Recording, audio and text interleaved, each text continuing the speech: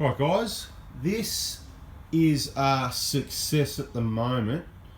What I mean is, so in our last video, and I'll just quickly say there's a number of videos, a little bit on each channel, some haven't been released yet, but very handy information, and this confirms, so this, just to be clear, this one here is the 5.5-year-old Optima that the other day, starting off fully charged, it was fully charged, it had solar on it all day, the fridge was set on -10, it worked hard all day, it froze the bottle of water, almost, so it wasn't quite there. And then when we left it overnight in same conditions as what we just had last night, the battery was flat. Now what we did this time, we charge up the battery a little bit from flat, about 50%, you know, and then we hooked that up on the fridge again from hot with the same water that was in there. It was sort of half frozen still a couple of days later, which was good. And then it's been on the solar all day, it got pumped all day, which is good, so the battery got well charged, same as the other day. So it started off only half full from AC charge, got the same solar charge all day. So it was a bit disadvantaged compared to the other day. Instead of the next morning being flat and the fridge off at 11.5 volts, what I just saw then at approximately 9 AM the next morning, the compressor wasn't running and I saw 12.1 volts. Right, just having a quick look now, trying to see. Right, 12.1 it was on with the compressor not running. Now the compressor's running. It just kicked in as I started the video, which is pretty cool. If you saw the lights, I don't know if you can see, but orange over here is compressor not running, like on standby, and green's compressor running. Obviously it's nice and cold in there still. You can see we've still got the same frozen bottle of water, which probably would have helped it, the fact that it was already frozen. Now remember, this battery's 5.5 years old. Right now with the compressor running, 11.9 volts under load. Not too bad considering it's running as a freezer in fairly warm conditions overnight. Probably about 20 degrees I believe. Might have got a little bit lower than that, so a good typical sort of example. So the main point of what we learned from the test the other day in Aries, or what I'm hoping to demonstrate to you, and you may know already, you might know more than me, but not learnt I suppose, but there's a massive difference not only running a fridge as a freezer, it's going to use a lot more power, right? Massive amount more running it as a freezer from my experience, and I hope I've demonstrated that as best as I can, you know, in a number of different videos. Takes a lot of video time to get all this information together for you and demonstrate that. But the key thing here is get it cold and frozen before you go. So if your fridge is cold on 240 volt, if your goods are frozen either in your home freezer or in this freezer, whatever, on 240 volt, keeping it frozen and keep frozen items frozen is going to save a heap of power compared to turning it on hot. Right, let's say you go 3 o'clock in the afternoon, get home from work, I'm going camping for the weekend, Friday afternoon, you turn your fridge on then, you go to the shops, buy some stuff, load it up, maybe some of it's not frozen or whatever, and you're running it as a freezer. You're only going to drive for a few hours, it's only going to get a bit of charge, and then it's going to run all night. Not so good. Get what I mean? So start off with it frozen, keep it frozen if you have to use it as a freezer. And in my opinion, you're best off to not use fridges as freezers, in my opinion. Okay, so if you're camping, if you want to do nice extravagant fancy meals, it's much easier to do it at home. You can live without that. The trip's not about the food. Well, it shouldn't be. I mean, it is partly about the food. We love the food, right? But you know what? You can get some awesome meals out of a can.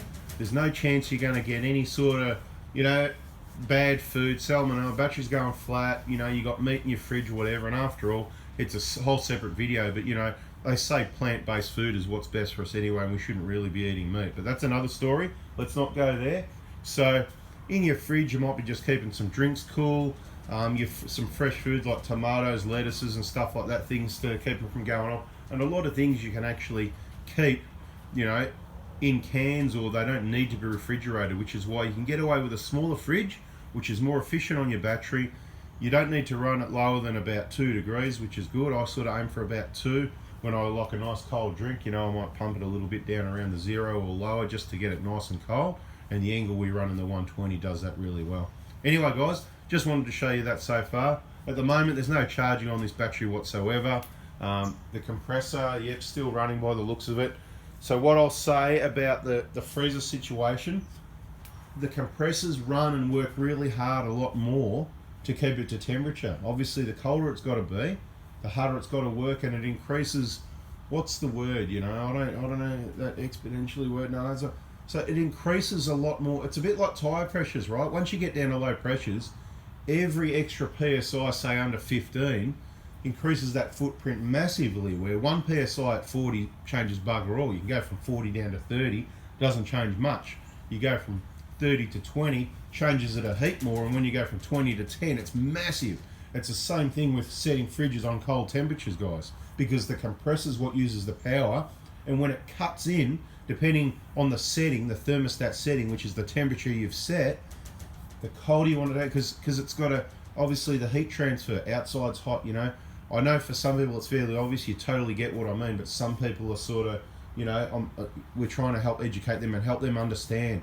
And, you know, when this fridge, for example, is running, it may be drawing, it's around the 2 point something, I don't know, I haven't measured, I don't know the specs, it'll be around the, I always say around the 2.5. Some fridges pull 4 or 5 amps, you know what I mean? Some fridges are a little bit less, 2, 1.8, 2.2, they kick a bit more as they cut in, but then they settle a little bit. This sucker, I would imagine just, you know, around the 2. So you do your sums, you go, you got a 55 amp hour battery here. You can use, say, 30 safely, more or less, right?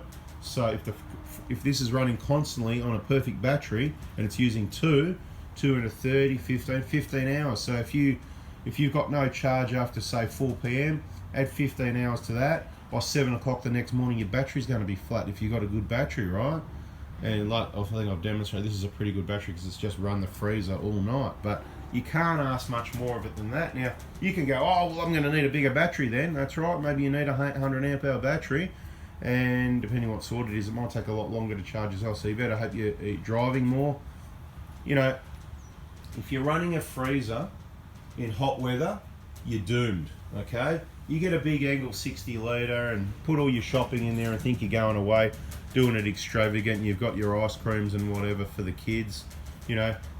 5 amps, guys, 5 amps, you can put a 100 amp hour battery, that type of battery, you probably only use 50 anyway, and it gives you 10 hours, see? 10 hours, overnight you're flat. So you've got to expect that. You want to get into reality, you've got to take note of the temperature you're using the fridge in, you've got to keep it out of the sun, insulate it the best you can, it's got to have airflow as well, heat transfer. See those vents down the bottom there? See there? There, and there's more around this side and the other side of a lot of fridges. You need to have airflow. So if you can keep it out of the sun, and when you're at camp, open the back of the car so the air can flow, because it is going to be hotter in the car if the car's in the sun type thing, you know. I don't know why they make the fridges grey in colour. They absorb heat. All fridges should be white. Make them white, yellow, fluorescent, green. I don't care. But dark colours, stupidity. I don't know, it might look good, but anyone with a brain's going to buy a light coloured fridge, you know, like the white in the house. The white in the house doesn't matter, it's white. But look, you know, think about it. Learnt that in primary school. White things reflect heat. Black's the worst colour that absorbs heat, right? There's some black fridges out there. Even if they're not in the sun, they seem to. You touch a black fridge, I guarantee it's going to be hot on a hot day, and a white fridge is going to be a lot cooler. Massive, of course, unless you're touching it near where the compressor is. But anyway, we're going to continue a lot more testing, different fridges, different batteries, all this sort of thing. So if you do like and you're getting a bit of education from this channel, make sure you subscribe. You've got the bell. There's not going to be a lot of videos. We'll build it up slowly, a few here and there, and we'll try and get better at them and make them better. But I think at the moment this is really important information, because there's a lot of people that, you know, they're all over the internet trying to do research, and there's a lot of misinformation, and there's not many people in places that have got real batteries and real fridges set up with real solar panels, not just when they go camping. This is a controlled environment, right? We do it at certain temperatures, the fridge is in the shade, same batteries, same solar panels. We can actually measure the times. We're not all relaxed, we're away camping, oh, I think it was that, and I think it was that, and bad connections and whatever. It's absolute, definite, accurate information, all right? So a new battery, not a 5.5-year-old one, is probably going to last a bit longer, but I wouldn't say it's got a lot more in it than what this one, 5.5 years old, is. So last bit of information before we go, guys. Very impressed with the Optimus still, that's for sure. Obviously a 5.5-year-old one's not a new one anymore. I'd say it's about a 70%er. Very impressed with what it can do at 5.5 years old. These King solar panels, if you're prepared, look, this is what they do, guys. They work really well sometimes. They do work. Value for money, they're cheap, they do the job. Couple $100, that's about all they're worth, because sometimes they don't work. It'll be sitting there in full sun and it drops down to about the 13 volts, and there's random. I've checked the connections, we've got two of those regulators there. It's not the pan. We've done everything to try and work out what's going on. So they're just intermittent. So if you want to spend some decent money, the quality panels from Melandi in Thomastown, Melandi Outdoor Adventure, have a Google. Speak to Andrew, say Anthony the Prado guy, whatever, he recommended you, and he might go, oh yeah, we'll do more of this, and people might get it. They've got a number of different products they supply, but they're Samson panels. They get made in the same factory as Red Arc, cheaper and better. That's their story, they can tell you about that.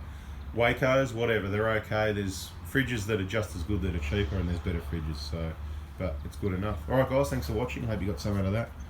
Bada bing, bada boom. See ya.